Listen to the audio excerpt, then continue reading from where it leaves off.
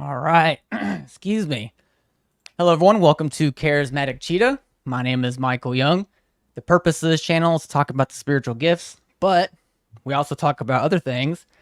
So I'm a little out of breath right now because the enemy is absolutely very real. Couple technical difficulties, literally minutes before I hit the go live button. So I'm a little bit breathless right now, but besides just talking about the spiritual gifts, I also talk about the Nephilim, aliens, UFOs, all kinds of cool stuff like that.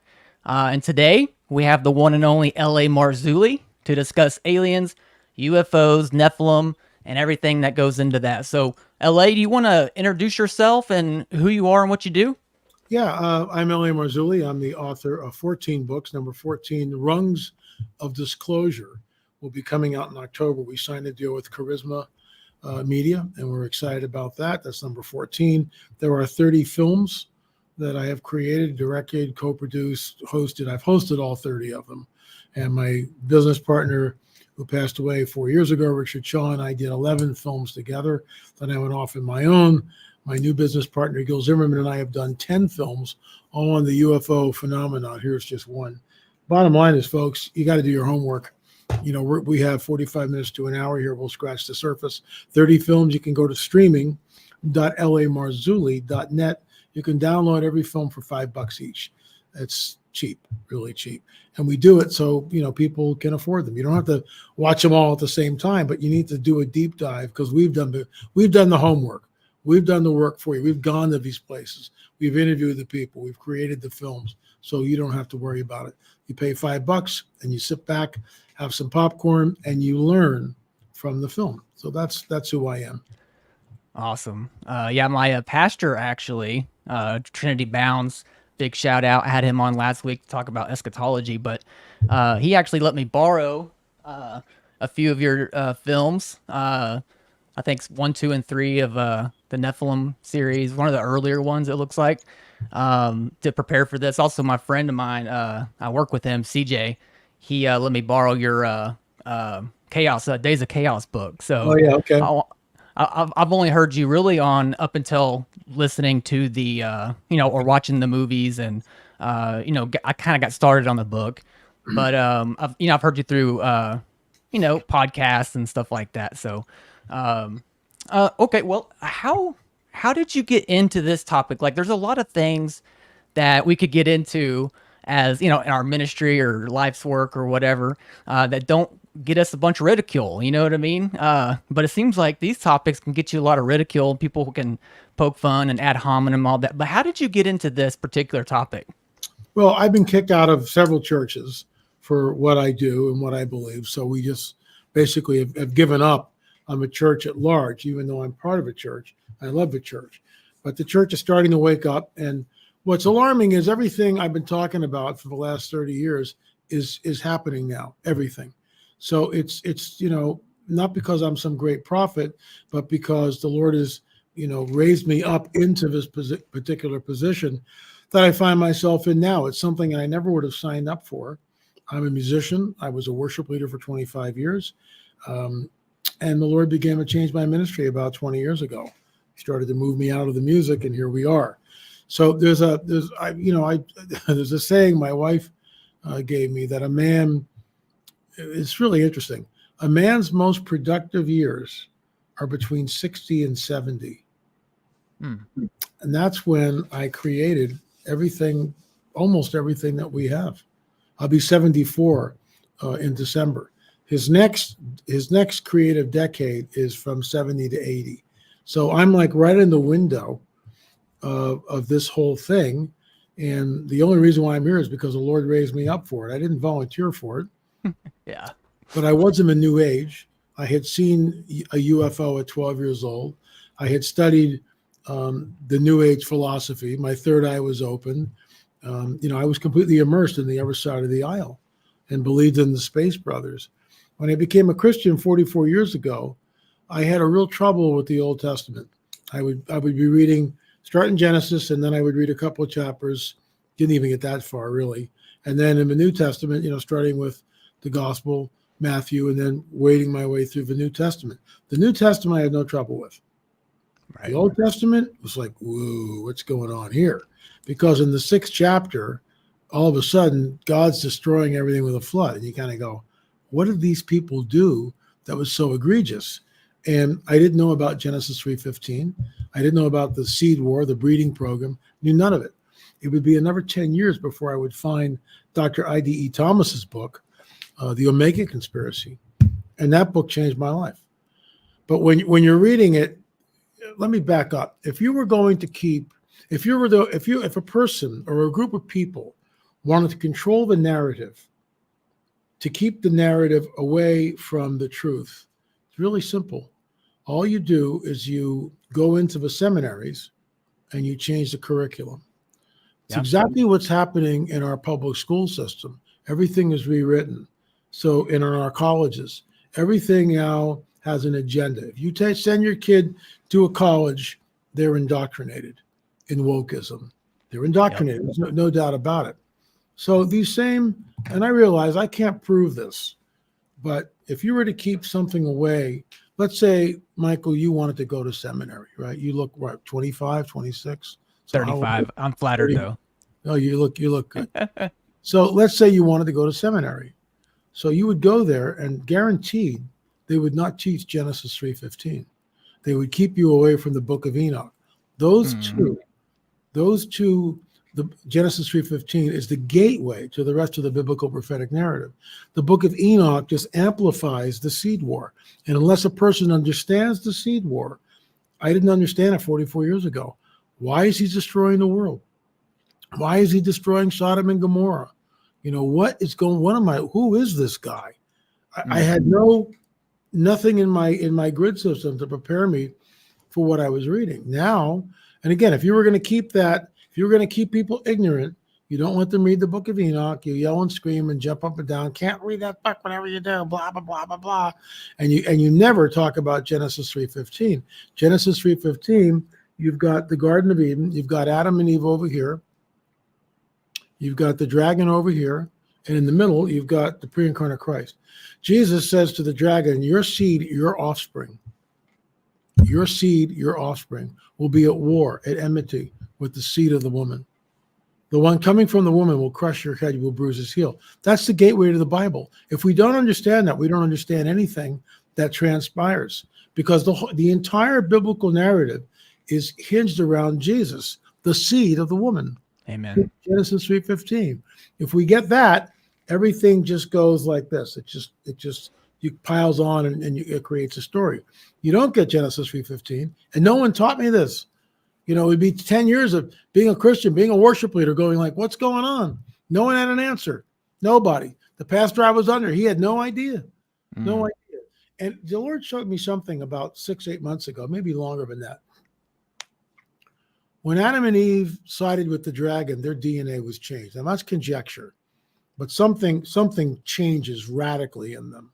They are also terrified. Why? Why would you hide from anyone? Because you're afraid of them, because you're terrified of them. You don't hide unless you're afraid is one thing, but you're running and you're hiding, you're terrified. And the Lord showed me that. They knew something happened, but they didn't know what. They sided with the dragon, their DNA is changed, they get booted out of Eden, and the rest is history. Then Jesus announces to the dragon, your seed, your offspring will be at enmity with the offspring of the woman. That's the Bible. Because when we get to the flood, now we have a reason for it.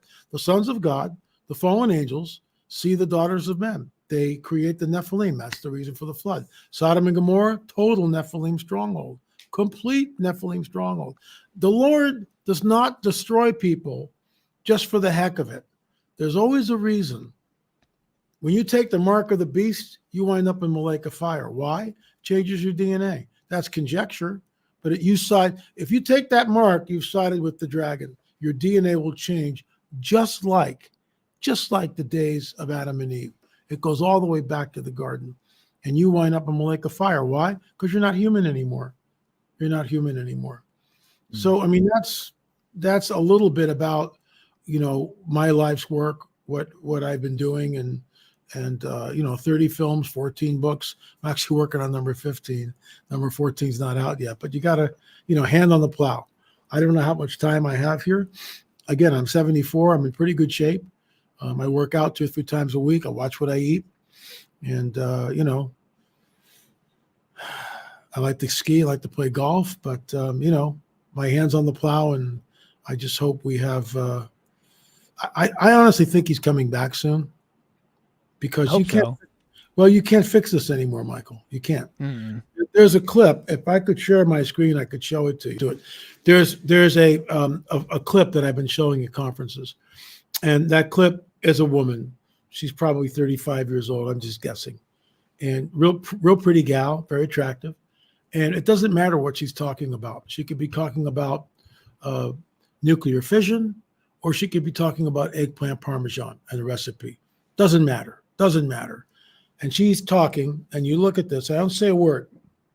I let it roll. And then when it's ended, I look at the audience and said, and I'll tell them, what you looked at, what you just viewed was 100% AI. It's not real. None of it's real. And this is a line of demarcation in the sand, because now we don't know, you don't know, I don't know what's real and what's fabricated. That is unprecedented in all of human history. We've never had to deal with this. How do you deal with it? And we hear, even on the campaign, some things are AI generated now. So what's real, right? You can't tell. Truth. And there's a scripture which I think plays into this. It's Isaiah 59:14, and it says, justice is held back. Justice is held back. Righteousness stands far off. Truth is thrown to the street, and honesty cannot come in. This is where we are. Where we are. And this is why I think he has to come back, because how can anyone be held accountable if we don't know what the truth is anymore? We don't know. We have no idea. We have no idea what we're looking at. I mean, when 9/11 happened, those of us who were not buying the official narrative, and I realize this is a conspiracy theory,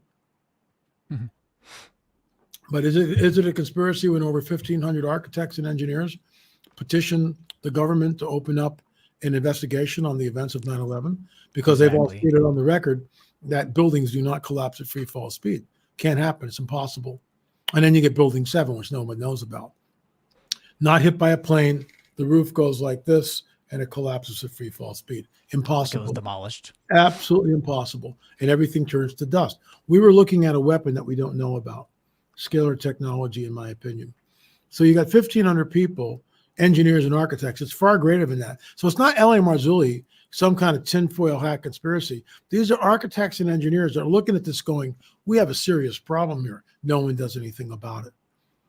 No one does anything about it. The point I'm trying to make here is 9/11, we have film, we can see it.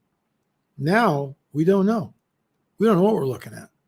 The building, the object that went into the Pentagon, in my opinion, was a missile. It was not a plane. The nose cone of an airplane cannot go through 5 feet or 4 feet or 2 feet of concrete steel, reinforced steel, or concrete that's reinforced by steel. They can't do that. It cannot do that. It's an aluminum nose cone. If a bird hits it, it dents. The whole narrative is just totally bogus.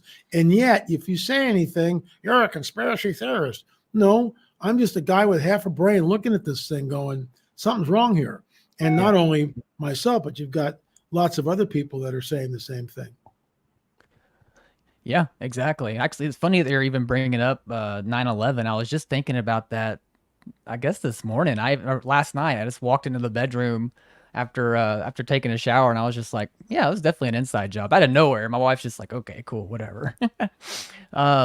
Okay, so we've talked about the biblical, like the Genesis 3:15, how it really does open up the scriptures for people that don't understand, the Nephilim and the seed war and that sort of thing. It really does. It opens up the scripture. At least it did for me a couple years ago when I first discovered this. It's in my opinion, it's the gateway to the entire Bible. If we don't understand Genesis 3:15, we don't understand what happens in Genesis 6, Sodom and Gomorrah, the conquest of Canaan.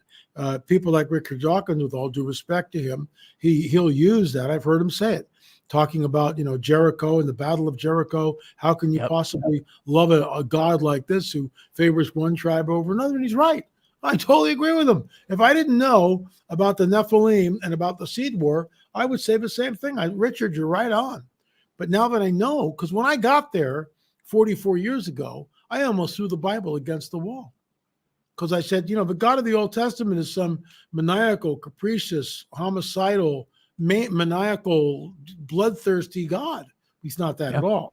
What we're looking at is the seed war. And isn't it interesting that when they go in, and there's a tablet that was recently discovered a couple of years back in Israel. They call it the curse tablet. It was found underneath Joshua's altar. So when they excavated Joshua's altar near Ai, where it's the gateway to the promised land. It's the gateway to the promised land, okay? And they excavated it, and they took all the dirt and put it in a pile in another place. So these archaeologists said, well, let's go and wet sand it. We'll wet sift it. So they wet sifted. In other words, they're watering everything down to see what's there, right? And they find this little lead tablet. It's about this big, not that big. It's dinky. And with the computers and the equipment that they have, they're able to go in and see it. It says this: cursed, cursed, cursed, cursed of Yahweh, you will die cursed, cursed, cursed, cursed. Now, I've had discussions about this, and those, biblical scholars, we don't think it's to the inhabitants of the land. We think it's the cursing is to the tribes of Israel. I'm saying, no, it's not. In my opinion, and I realize I'm completely, utterly jaded on this because of my work on the Nephilim. Mm-hmm. That altar is set up because they're going into the promised land. Who is in the promised land? It's the culmination of Genesis 3:15. It's the culmination of the seed war. The Nephilim tribes are there. That's who's there. And the 12 tribes are there. So you got the offspring of the dragon, but you've got the offspring of the woman. And out of one of those 12 tribes, Messiah is going to come, but we don't know who yet. We don't know. That's why Pharaoh, tries to kill the firstborn, try to kill the seed. They're always, what do you think Herod does? The dragon's yakking in his ear, kill them all. He's always trying to kill the seed. Once the dragon figures out where the seed's going to come from, Abraham, that's when all the craziness starts. So when they go into the promised land, that cursed tablet, in my opinion, is to the Nephilim tribes that are there. Cursed, cursed, cursed, cursed of Yahweh, you will die cursed, cursed, cursed, cursed. That's not to the children of Israel. I'm sorry. Some people go, well, the book of blessings and the book of curses, and if you do this, you'll be blessed. And if not, I get that. This is something different. This is like incredibly severe with not a shred of grace and mercy. And because of its location, Joshua's altar, and it's the first time it's in Proto-Canaanite. It's the first time we see the name Yahweh written. It's the first time we see it written. So it changes everything. Absolutely changes everything. Cursed, cursed, cursed, you will die. You will curse, curse, curse, cursed of Yahweh, you will die, curse, curse, curse, curse. And it's right there at the gateway to the promised land. Right there to the gateway to the promised land. And, the seed war erupts, and there it is. The children of Israel, and this is what Dawkins doesn't get. These entities which are in the Levant, in the promised land, are not human. They are soulless. They have no soul, guaranteed no soul. And now when we go, the Lord tells us, Jesus tells us, be like the days of Noah when I return. Here we are. We are now back in the days of Noah. Commingling of the seed, Daniel 2:43.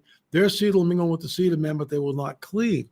Got this from Jim Williamson in his book. The word cleave is what we get for a marriage contract. A man will leave his mother and father and cleave to his wife. We don't get that. No marriage. And this is exactly what's happening with the breeding program. But if we don't understand Genesis 3:15, when we get to Daniel 2:43, we don't understand. When Jesus warns us to be like the days of Noah, unless we understand Genesis 3:15, we have no idea what he's talking about. Yep, exactly. Yeah, thank you. Absolutely. But how do UFOs, UAPs, aliens, this type of stuff, How does that tie in with this? And are these UFOs and UAPs, are these nuts and bolts craft, or what are they? Are they just demons pretending or whatever? No, it can be both. They can shapeshift. I get that, but there's also nuts and bolts craft. When we were in Roswell with Chuck Zukowski and Frank Kimbler, they had metal detectors. That's a piece of the metal that we discovered, buried about 6 to 8 inches. The closest thing we have to it is an aluminum alloy, but according to Frank Kimbler, who had it tested, it's not an exact match. They didn't get it all, Michael. They didn't get it all. Thing was, when the craft exploded, some of the shards of metal went like a bullet down into the ground. So they've also seeded the field with these spikes.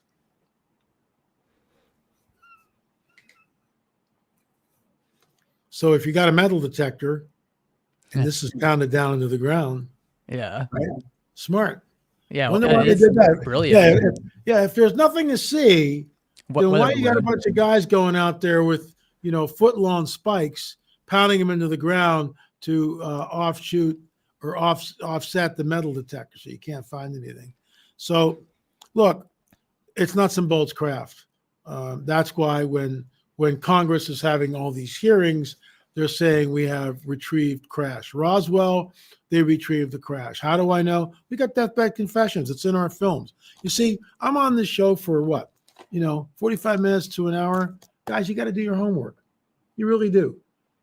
Exoneration here is where we interviewed Jesse Marcel Jr.'s widow, plus Jesse Marcel Jr. before he passed away. It talks about everything. It talks about what happened at Roswell and the cover-up. And that cover-up went on until 2017 when Commander David Fravor appeared on Tucker Carlson's show. It's nuts and bolts. It also can be demonic delusion. It can be they can shapeshift, but it's not either or, it's both and.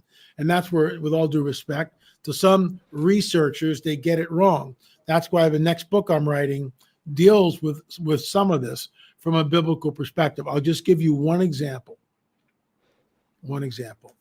So let's go back to Adam and Eve. They're booted out of the Garden of Eden, right? Who does God set at the east gate? Which immediately begs the question, why not the north, south, and west gates? Right. Why only the east gate? Why does he only, and the cherubim are there? And between the cherubim is what? A flaming sword that turns every which way. It's a lightsaber. You go back thousands of years and you see that. What's in your grid? Right? A sword with fire. A sword, right? So you call it a flaming sword. What's a flaming sword that turns every which way? That is technology. That is supernatural technology that we have no idea how it works. We don't. But that's what's on the other side. So it's a whole different deal. When you go to 2 Kings and Elisha, his servant Gehazi goes, "Oh, we're surrounded by the Syrian army. What are we going to do?" And Elisha goes, "Lord, open his eyes." Gehazi walks out of a tent. What does he see? He runs back in. "I saw the chariots of fire." What are the chariots of fire? Remember, he's looking at light objects in the sky which are lit up. He's never seen any type of aerial phenomena except maybe a comet or something like that. And he's flipping out. So what does he know? What does he know? A chariot is the mode of transportation, and fire is all he knows. I looked up and saw a chariot of fire. I mean, this is why at Fatima, skipping in 1917, I looked up and saw a dull silver disc, because UFO and UAP is not in the vernacular. That won't happen until UAP 21st century, UFO mid 20th century. So they have nothing in the grid system. I looked up and saw a dull silver disc. Well, what is a dull silver disc? You tell me. We all know what it is. It wasn't Mary of the Bible. I call it the title of our 2 films, Harbinger of Deception and Strange Phenomena. No one ever talks about this. We spent 2 weeks in Fatima. It was a UFO event, in my opinion. Absolutely all day long, a UFO event. It was nothing to do with Mary of the Bible at all. Now, Catholics and those who promulgate Fatima believe that the messages and all this other stuff, all this was a construct. Basically, 8-10 years after Lucia becomes a nun in the convent. Then she starts writing this stuff down. Father Fiera, who was the priest of the parish in 1917, had all the handwritten documents. That's what we draw from. That's what we drew from to make the film. This is what I mean. Go ahead. Is it kind of like Ezekiel 1, where basically these basically giant wheels with eyes, and they're like, they're just really, it's a really interesting scene, but it seems like that's almost like supernatural technology, right? It's absolutely, it's supernatural technology all day long. See, we as Christians have a very truncated view of Scripture. So when we get to something like the New Jerusalem, we just turn the page. Well, that's allegory. He's just it's metaphorical. That can't happen. That's a city that descends on the earth. That's 1,500 miles wide, 1,500 miles long, 1,500 miles high. It's huge.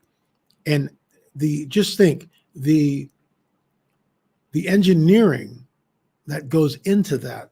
We are looking at material more than likely that we don't have here on this earth, because this thing has to be sturdy enough to span 1,500 miles and 1,500 miles high, and yet it floats down. How does all that work? See what I mean? We have a truncated view of the supernatural. We really do. And I say this not really tongue in cheek, but I say it to conferences. We're the people that believe in floating accents, talking donkeys, word of exchange in the wine, men that walk on water, and on and on it goes. I mean, do we really believe what's in the Bible? Do we really? No, not for the most part. Yeah. People have, the moment the supernatural, everything has been dumbed down to the point where, not sure what we're looking at. And people get very, very antsy in the church. That's why we don't go to a local church. First of all, they're all millennial. All the churches around where we are, for the most part, are millennial. What does that mean? They don't believe in a literal 1,000 years of Jesus reigning on the earth. Well, Scripture tells me he's coming back, and he lands on the Mount of Olives. That thing splits in two, and he rules in Jerusalem. Absolutely. And if you're an amillennialist, you can't possibly figure out what you're looking at. You can't. You don't understand what you're looking at, because Israel has no place in your worldview. If you're an amillennialist, then Israel, who cares? But if you're not, and you're a dispensationalist like I am, and you realize that the church and Israel are two separate entities, completely different, then everything falls into place. Amos 9:14 and 15 says this: I will bring back the captives of my people,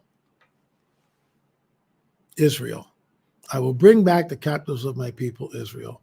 They will build the waste cities and inhabit them. Check and check again.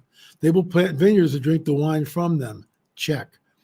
They will also plant gardens and eat the fruit from them. Check. Get this. I will plant them in their land, and never again will they be pulled up out of a land I have given them.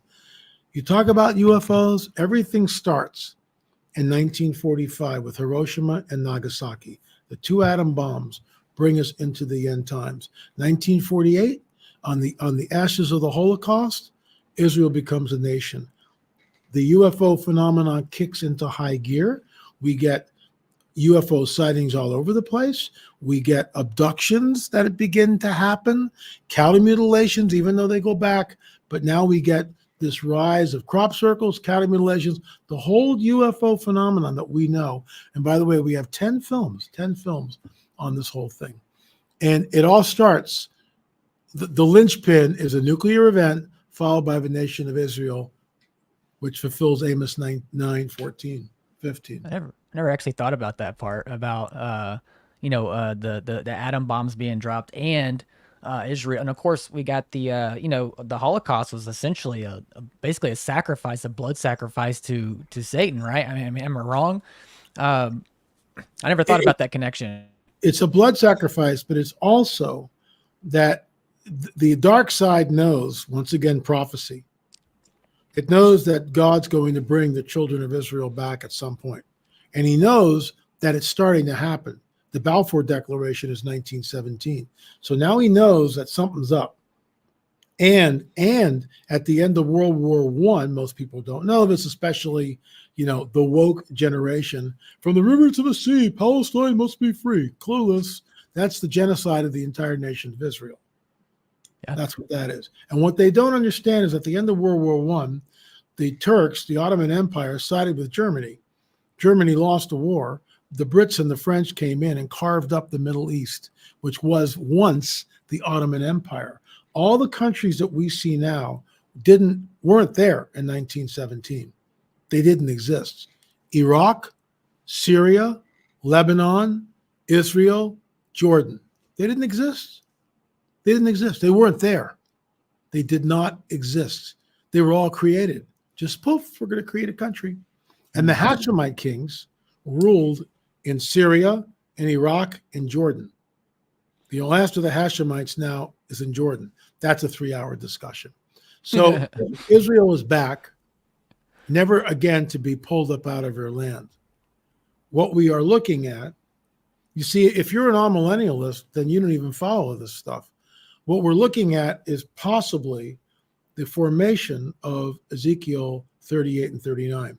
A friend of mine sent me a text this morning, and let me just read it to you, what it says, because it's absolutely mind-boggling. So it basically says, where did it go? Bad news for Netanyahu. Russia, Turkey, and Pakistan preparing to join Iran before attack on Israel. Do you know Ezekiel 38? Do you know the nations that are named Ezekiel 38? Yeah. It's Russia, Turkey, and Iran. Those are the three major ones. What did I just read? That's today's news. Now, am I saying we're looking at Ezekiel 38, 39? Possibly. It's like a football game. It's halftime.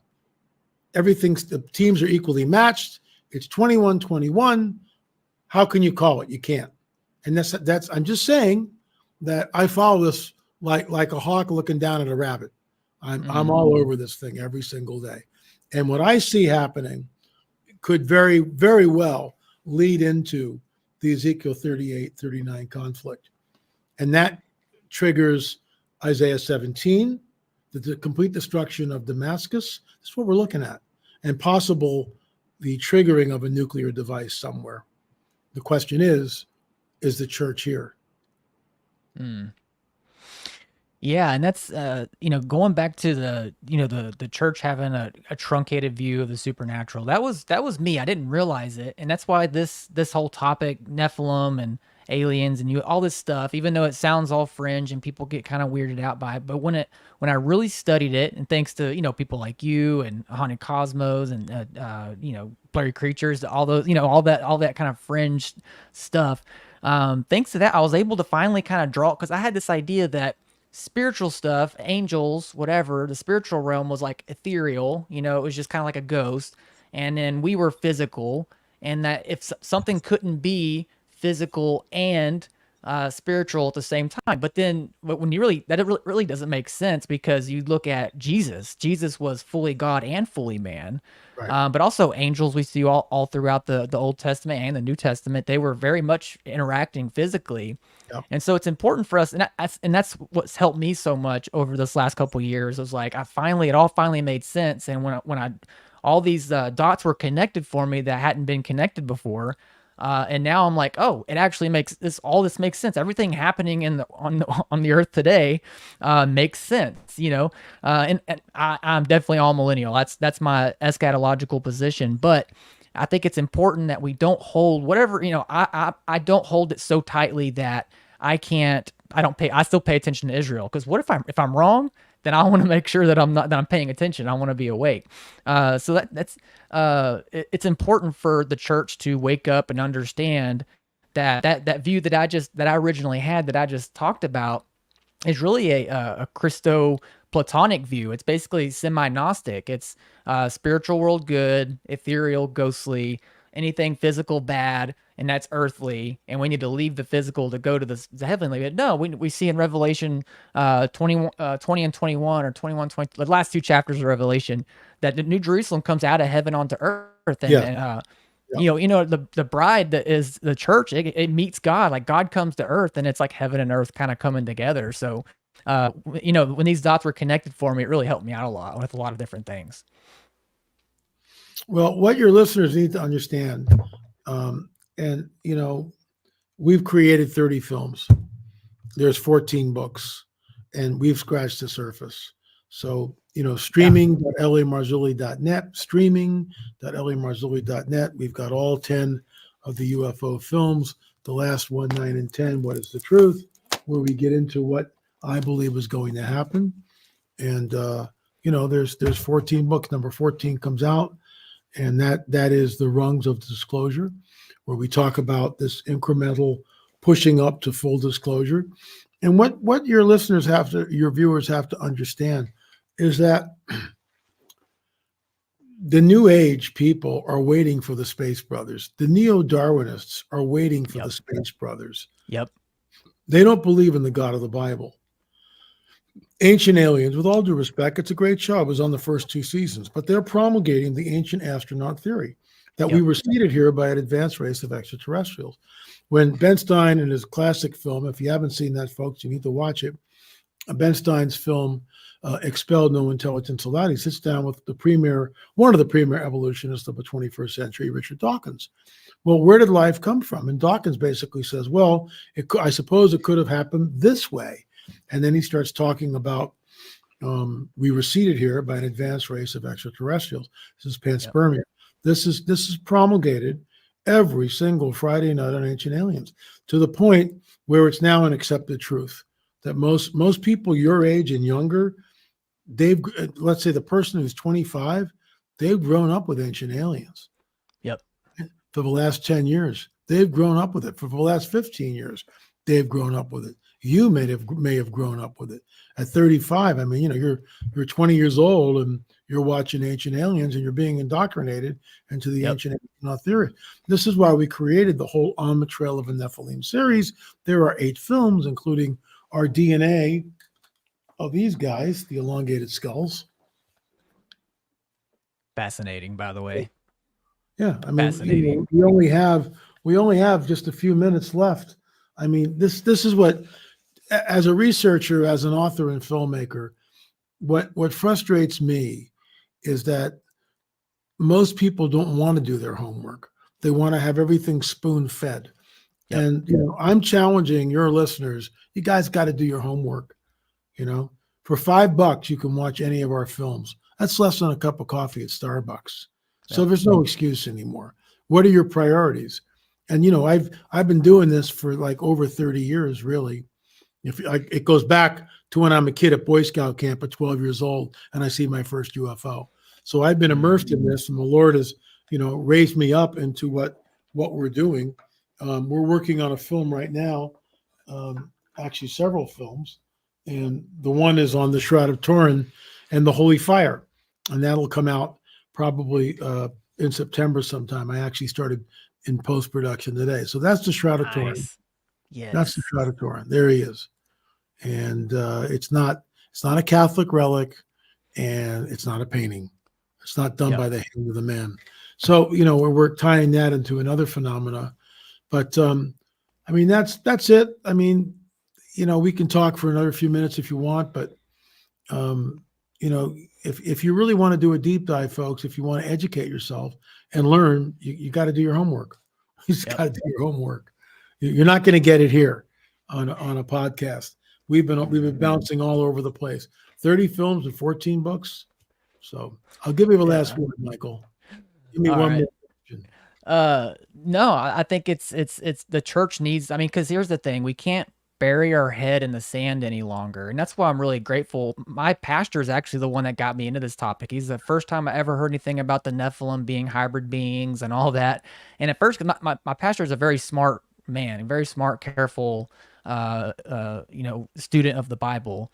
And when he started talking about this, like, that sounds a little weird, but then I read Genesis 6 and I did some research on it, and I was like, oh, and this is what, I work in the drug and alcohol rehab industry. I'm a case manager. And so I work with young people, late teens, early 20s, all the way up to, people your age, LA. But the young people, this is what they're talking about when it comes to God and spirituality and the New Age people. This is what they're talking about. They're talking about aliens. They're talking about ancient aliens.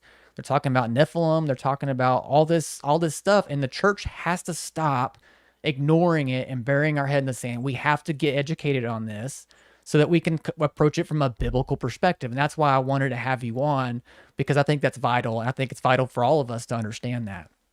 And I appreciate you having me on. And I mean, we've kind of whetted people's appetites here, hopefully. Yeah. But again, I'll just say it again. There's 14 books and 30 films, and people need to do their homework. That's why we created all this stuff.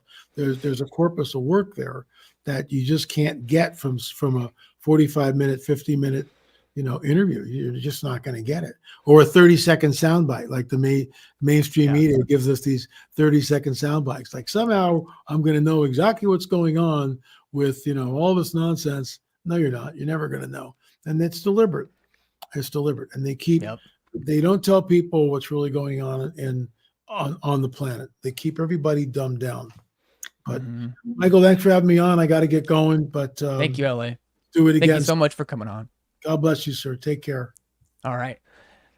Thanks everyone for showing up. This has been an interesting conversation with LA. So yeah, if you please follow LA on Facebook or go to his website. I put his website up there, a few different places. So check that out. Anyway, thanks for watching. I know it was a little bit hectic when we first started, because literally, and I'm not joking, the enemy is very real. Is about 15 minutes before LA was supposed to come on, I'm sitting here waiting to go live, and only the power went out only on my computer, only on my PC, nothing else went off. So I get it fired back up, and about 10 minutes before we get started, the internet just shuts off. I mean, completely just dead. It's not working. I'm restarting it. I'm unplugging it, all that stuff. And I literally got it plugged back in. It finally kicked back on. I prayed about it. I was like, God, please help me with this. This is definitely the enemy, or at least the CIA or something. I don't know, And so I'm emailing LA, telling them like, hey, I'm trying to get back on, but I got booted. Thank God I got back on. He joined the topic, and we had an episode. So thanks everyone that's watching this. Please share this. Please like, subscribe, all that good stuff. Anyway, thank y'all.